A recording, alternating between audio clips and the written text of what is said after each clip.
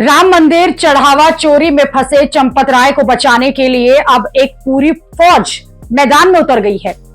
ये वो इकोसिस्टम है जो पिछले कुछ दिनों से एक्टिव होकर इस कोशिश में लगा है कि किसी तरह से चंपत राय को जो है बचा लिया जाए और चंपत राय पर कोई भी आंच ना आने पाए।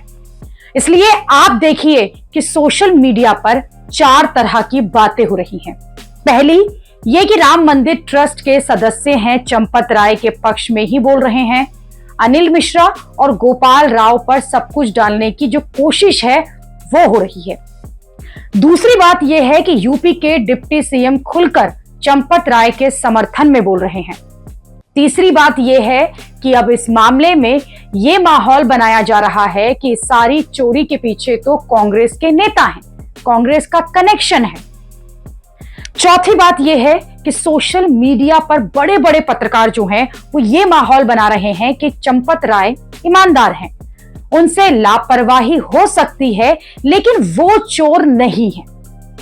यानी कि एक तरह से पूरी फौज जुट गई है कि चंपत राय को बचा लिया जाए। और कमाल की बात यह है कि चंपत राय को बचाने के चक्कर में अब इस चढ़ावा चोरी का कनेक्शन आप देखिए कि उसे कांग्रेस के साथ जोड़ा जा रहा है। जैसे दूरदर्शन के एंकर अशोक श्रीवास्तव वो ये कह रहे हैं कि राम मंदिर समर्पण राशि में हेरा फेरी के तार क्या कांग्रेस के कुछ नेताओं से भी जुड़े हैं, इसकी भी जांच होनी जरूरी है। निर्मल खत्री कांग्रेस के बड़े नेता हैं, सांसद रहे, यूपी कांग्रेस के अध्यक्ष रहे। निर्मल खत्री का एक खास सहयोगी है अनूप मिश्रा। निर्मल खत्री ने अपने इस सहयोगी अनूप मिश्रा को चंपत राय जी से कहकर राम मंदिर की व्यवस्था में लगवा दिया था। कांग्रेस के बड़े नेता खुद कभी भी राम मंदिर के दर्शन करने नहीं गए, लेकिन निर्मल खत्री के कहने पर आप देखिए कि चंपत राय ने अनूप मिश्रा को मंदिर में वीआईपी दर्शन कराने की जिम्मेदारी में लगा दिया। बताया जाता है कि कुछ ही महीने पहले ही अनूप मिश्रा पैसे लेकर मंदिर दर्शन के फर्जी पास बनवाने के मामले में पकड़ा गया था। इससे पूछताछ भी हुई और फिर अनूप को हटा दिया गया। अब दिलचस्प बात आप ये देखिए कि अजय राय अभी 18 जून को जब अयोध्या पहुंचे थे तब मंदिर दर्शन करने के लिए उन्होंने इसी अनूप मिश्रा को साथ लिया। तस्वीर में अजय राय के पीछे अंगोछा बांधे हुए व्यक्ति अनूप मिश्रा है। यही मामले में अब कांग्रेस नेताओं की भी एंट्री हो गई है। पहले टिन्नू यादव को सपा इनकी समाजवादी पार्टी का आदमी बताया जा रहा था। चंपत राय को बचाने के लिए यह माहौल बनाया जा रहा है कि वो बहुत ईमानदार है।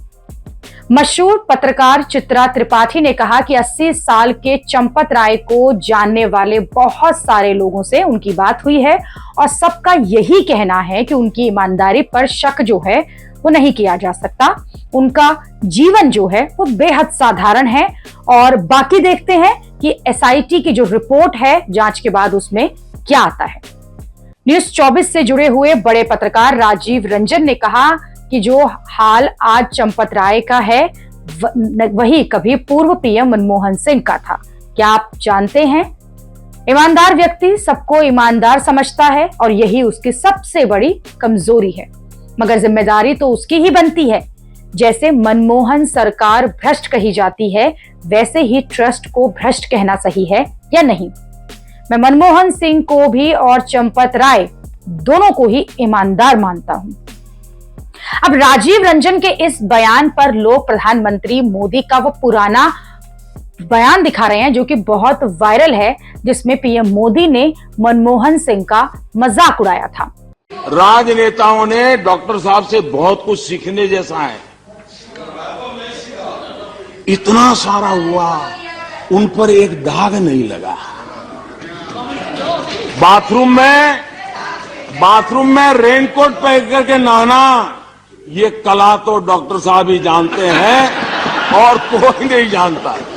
चंपत राय को साधु संत बताने के लिए उनकी एक तस्वीर है वो भी वायरल की जा रही है, जिसमें वो जमीन पर बैठकर खाना खा रहे हैं।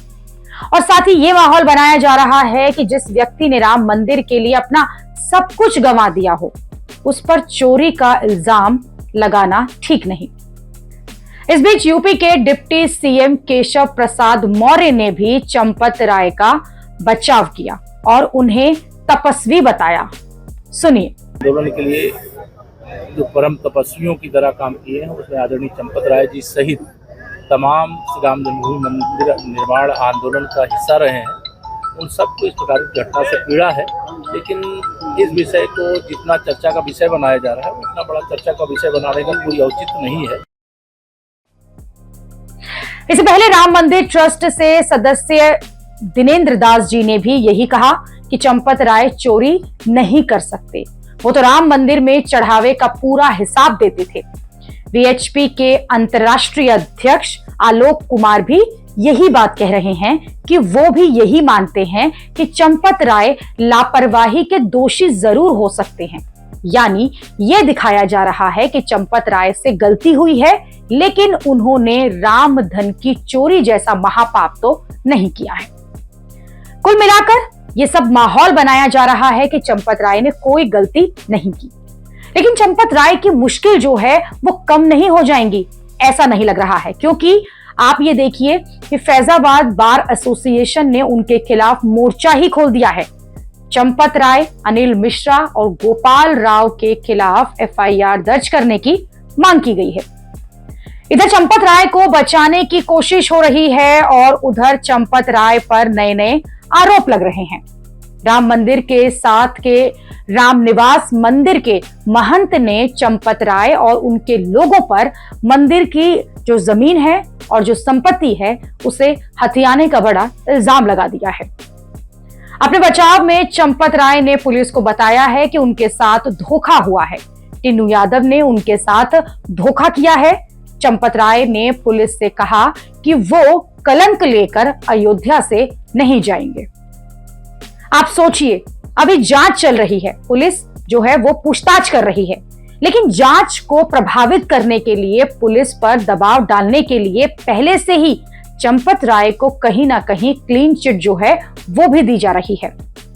अगर चंपत राय वाकई में निर्दोष हैं तो जांच में साफ हो जाएगा, लेकिन जांच पूरी होने तक का कोई इंतजार जो है वो नहीं करना चाहता।